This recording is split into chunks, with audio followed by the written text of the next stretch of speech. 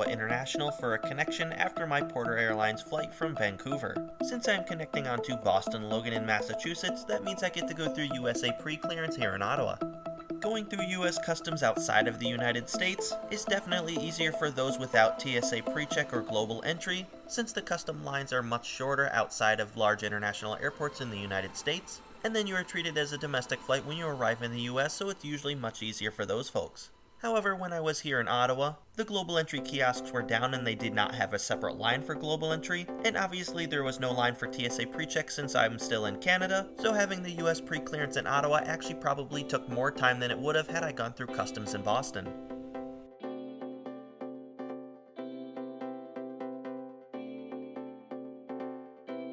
My aircraft for this flight over to Boston will be CGLQN, a Q400 that was delivered directly to Porter in May of 2009. To Porter Airlines, Flight 2345, with service to Boston.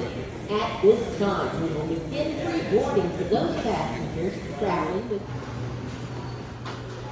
Since this is a connecting flight from my earlier Porter flight from Vancouver where I took PorterReserve, that means I'm also in the PorterReserve class on this Q400 flight down to Boston, which gives me access to the first two rows on their Q400, as well as early boarding.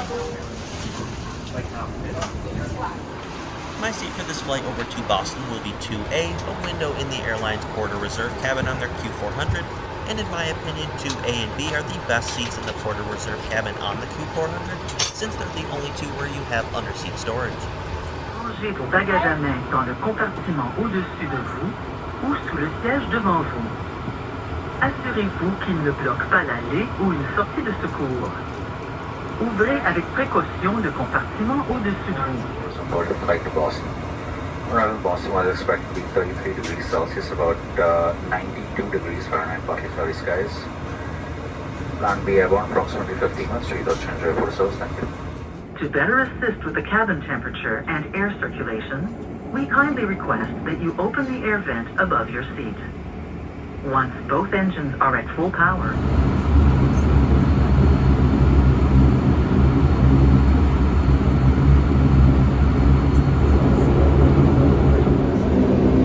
During taxi to the runway, they gave the 6 of us in the PorterReserve cabin a bottle of water.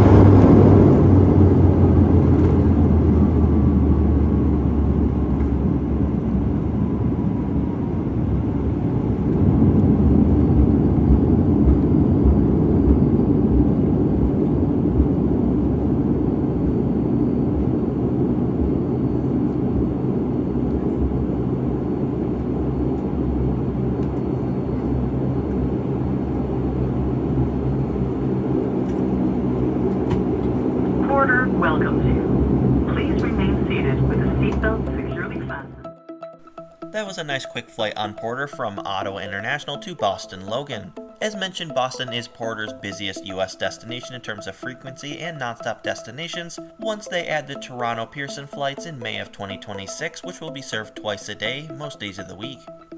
With the timing of the flights, there's not really a way you can take a day trip from Boston to Ottawa and back again, with this flight mostly being for people that need to get between the two cities, or for passengers connecting from Porter's Western Canadian destinations like I did. I would say the only downside of this entire trip would be the state of the US pre-clearance in Ottawa, which of course is not Porter's fault, and is completely the fault of the airport itself, but hopefully by this time they have the global entry kiosks up and running again, or at least have a separate line for those with the global entry card. My other two trip reports from my Porter flights are up on my channel, including my PorterReserve experience going from Vancouver to Ottawa International, along with my Q400 flight from here in Boston to Toronto City.